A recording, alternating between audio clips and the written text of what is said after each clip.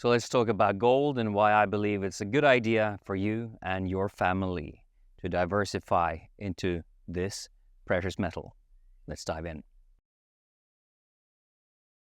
Now, I think I have to put on a cap because the sun is quite strong in my face. I hope it doesn't bother you too much. Hey, my name is Ivan. I'm making these videos for you men out there who are really looking for ways to steward your family throughout this crazy, evil, demonic, whack job time. And not only doing that, but to do it well, to do it in a way that brings perhaps even more thriving to you than you have now. And that is a spiritual battle.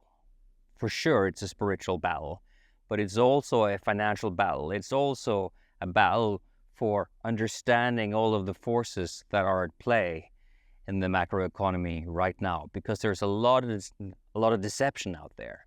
And in the previous video that I did just over a week ago on inflation, I really valued the conversation, but there were also a couple of men there who were idiots and who were giving really bad advice because probably they aren't educated, and especially this one guy, he was leaving really emotional messages. And I tell you this, if you want to be a hero for your family, then don't get emotional over this stuff.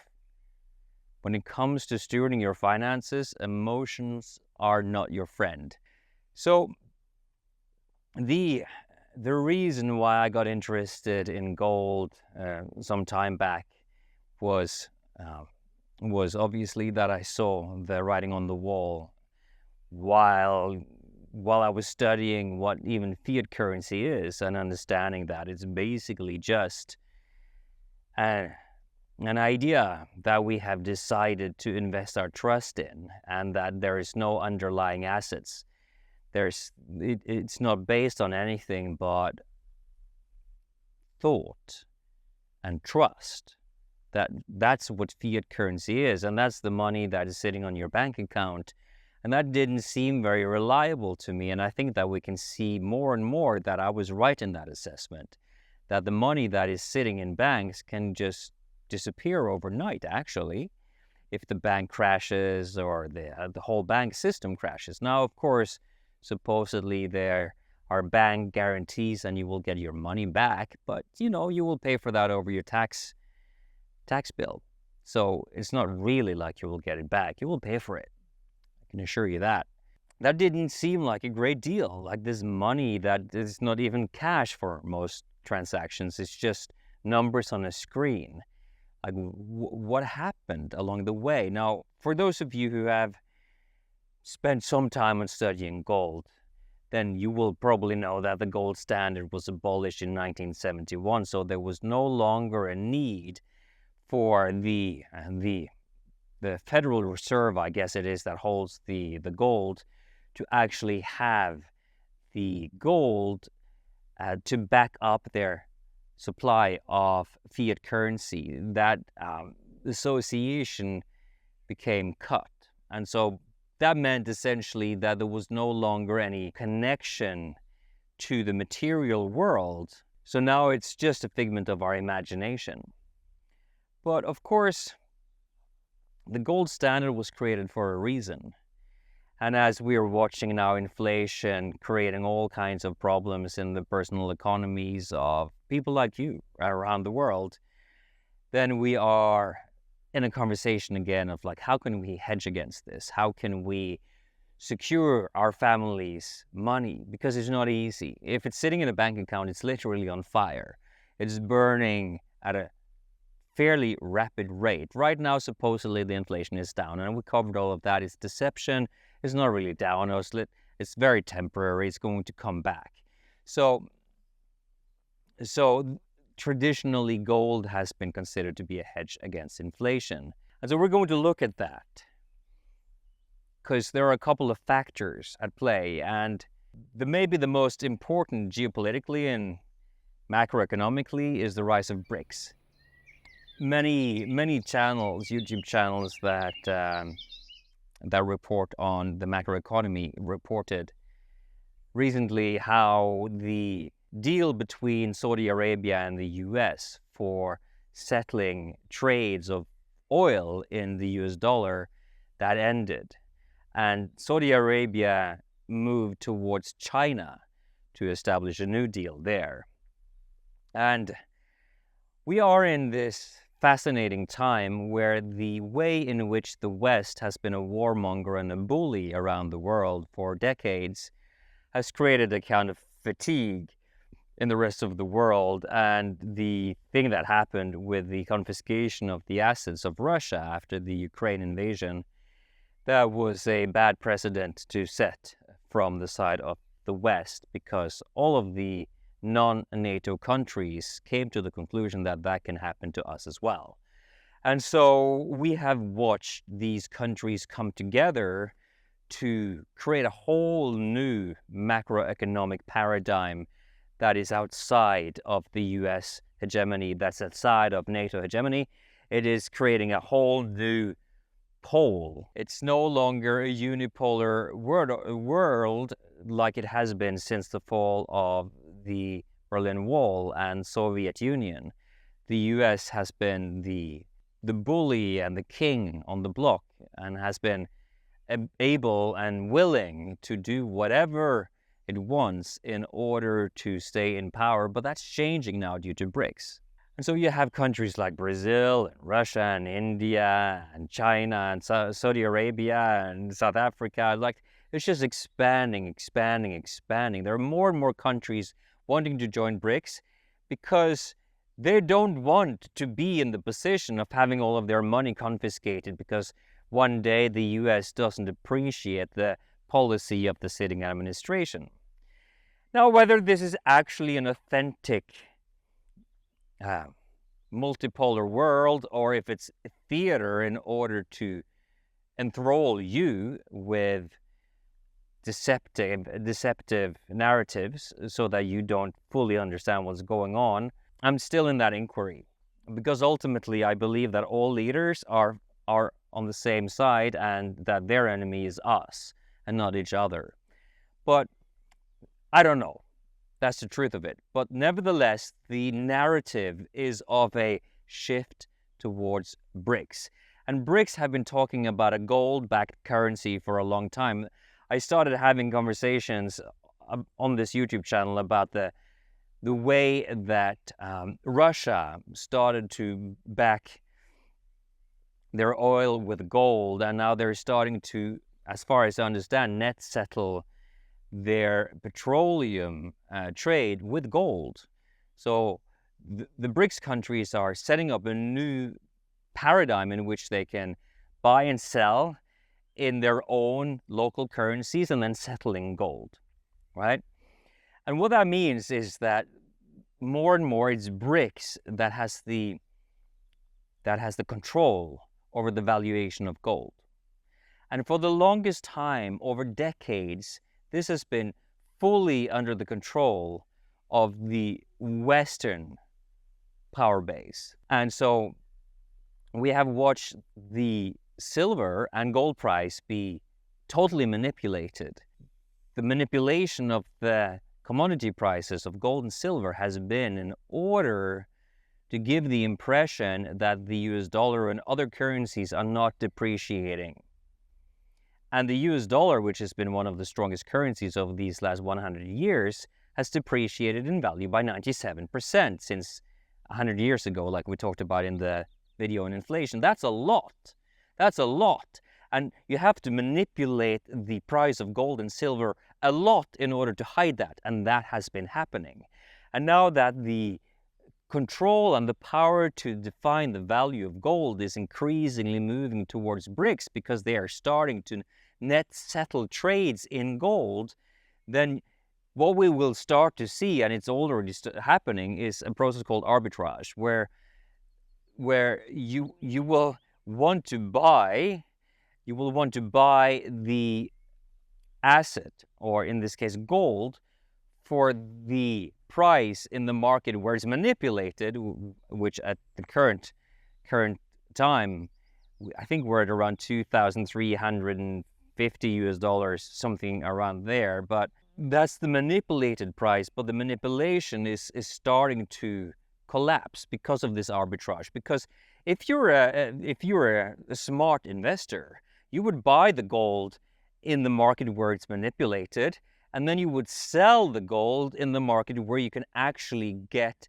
more value for that gold, right? And so gradually then the physical gold will move to the markets where it is valued more highly, right?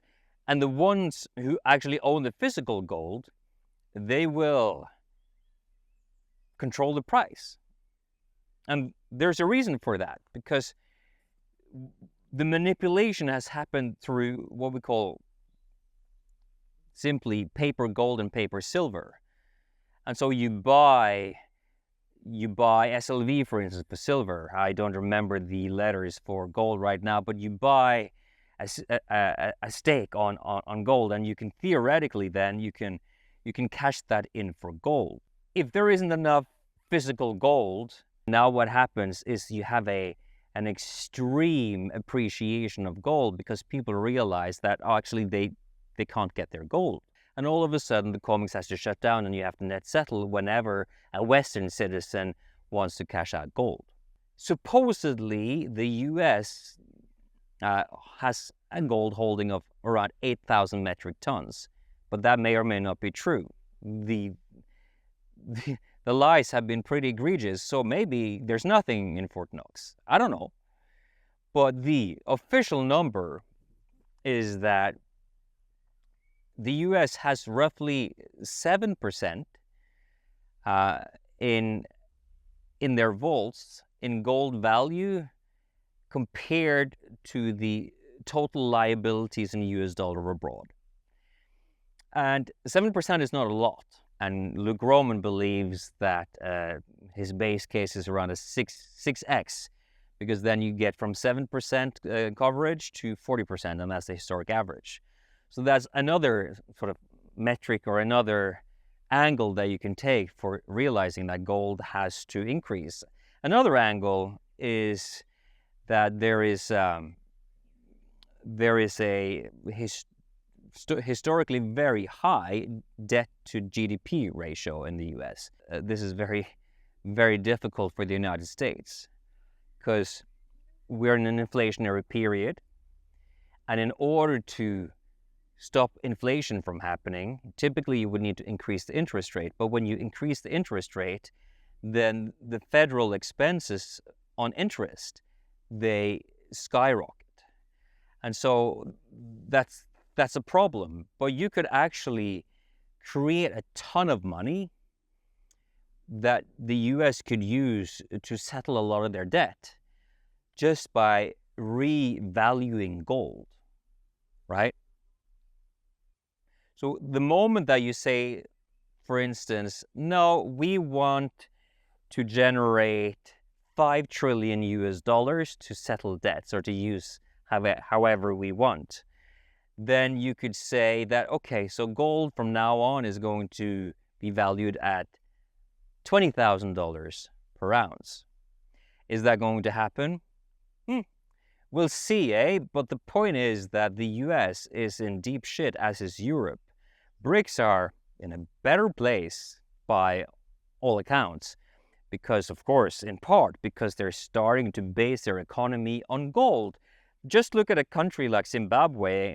They're not involved in BRICS as far as I know, but they have been struggling with a currency that has been absolutely in free fall with inflation. We've talked about this previously, but they have very recently actually made their currency backed by gold. And I think it's actually the only currency right now in the world that is directly backed by gold. I'm not entirely sure. But the point being is that after they did that, imagine this, after Zimbabwe did this, their currency has performed better than the US dollar.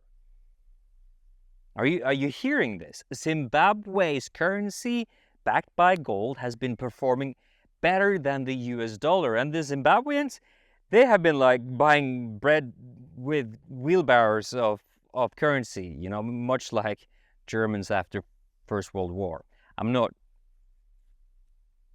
fully on top of how many hundreds of billions of their currency they had their notes, but it was ridiculous. And now they're doing better than the US because they back their currency with gold. This is a crazy development. And of course, now that BRICS is doing the same thing, what are they going to do? They're going to perform better than the US dollar.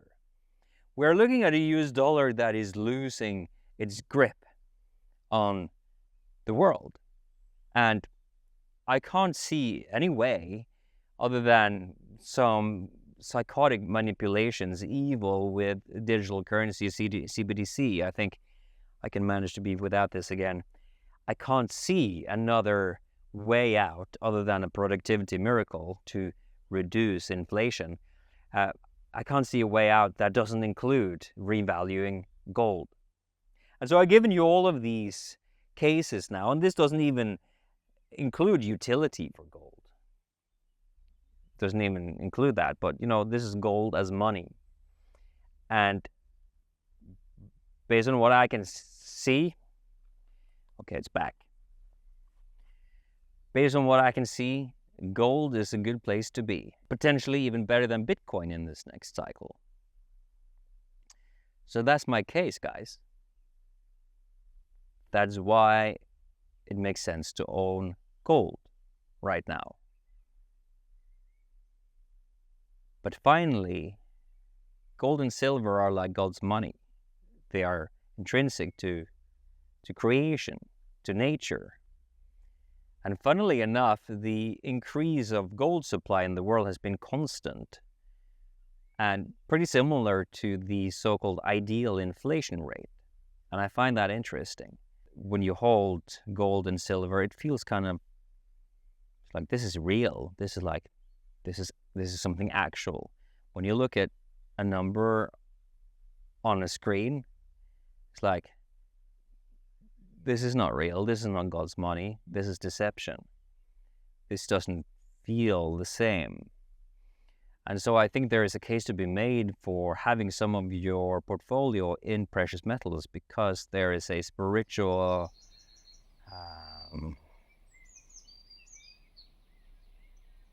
reorientation to what money could be. It's not supposed to be this evil, corrupt, deceptive vehicle for robbing the middle class and giving all of the money to corrupt corporations and governments. And that's what fiat currency is all about. So it's pretty satanic if you ask me. But gold and silver aren't like that. Once the manipulation of their value collapses due to all of the factors that I've mentioned today, I think we will see a pretty new world where some of us who have been actively leaning into gold and silver because we believe that that is a pure form of money, I believe we will start getting spiritually right with money again and create a whole new financial paradigm, economic paradigm. And I think that matters more than maybe we can appreciate today. So in the next video that I do that is related to economy, macroeconomy, or private economy, I will probably speak about silver, because we're actually deeper into silver than we are gold. As a family, I see the upside there is even bigger, in large part because of its utility, but that it's also been more heavily manipulated than gold. And so I look forward to speaking with you about silver soon. And if you want to be part of that conversation, then hope you like this video and share and ask any questions that you have in the comments below. And I also hope that you choose to subscribe to the channel so that we can continue this important conversation about how you can activate the heroic impulse to be the man that your family needs you to be, that your clients need you to be, that the world needs you to be at this moment in time. That's important, and it is what makes us into true men. So have a great day, and I hope to see you in the next one. Bye for now.